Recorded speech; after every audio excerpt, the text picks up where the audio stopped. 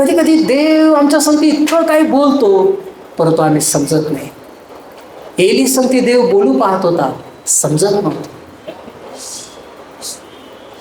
शेवटी देवाने बोलणं बंद केलं.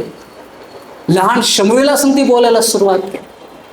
नवीन नवीन शमूएलाला कळेना, देवाची वाणी त्याच्या नीट लक्षात आली नव्हती, कारण देवाची नीट ओळख त्याला नव्हती. पण ज्या दिवशी देवाची ओळख त्याला झाली, देवाची वाणी व्यवस्थित समजू शकला. Hallelujah, praise the Lord. प्रियांनो, देव आमच्या संगती बोलतो.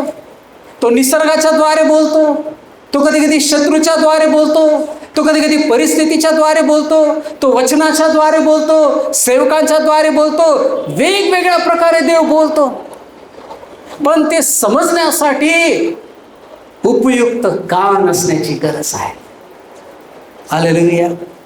आम्ही कितीदा देवाला सांगतो, प्रभू माझं कान तू उघड की तुझी वाणी मी ऐकू शकेल. प्रभू माझा कान उघड की फक्त माझ्या फायद्याचं नाही, पण जे तुला गौरव देणार आहे ते मी समजू शकेल. हालेलुया. या लोकांनी फक्त त्यांचे कान ना, त्यांना जे पाहिजे होतं त्याच्याकडे लागले होते, पण देवाच्या वाणीकडे त्यांचे कान नव्हते. निरुपयोगी कान आम्ही पाहतो ना, द युजलेस इयर, निरुपयोगी कान. त्याग करणाऱ्या प्रभू येशू ख्रिस्ताचे आज्ञा पालन करण्यासाठी तत्पर कान आम्हाला पाहिजे.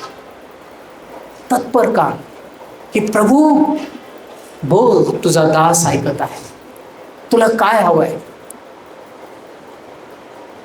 परमेश्वराने यशायाच्या पुस्तकामध्ये परमेश्वर म्हटला, मी कोणाला पाठवू, कोण माझ्यासाठी जाईल. मला माहित नाही त्या ठिकाणी किती जण ऐकणारे होते, पण एकाने सांगितलं, मला पाठव, मी जायला तयार आहे. कोण म्हटलं? यशाया म्हटलं, प्रभू मी जायला तयार आहे, मला पाठव.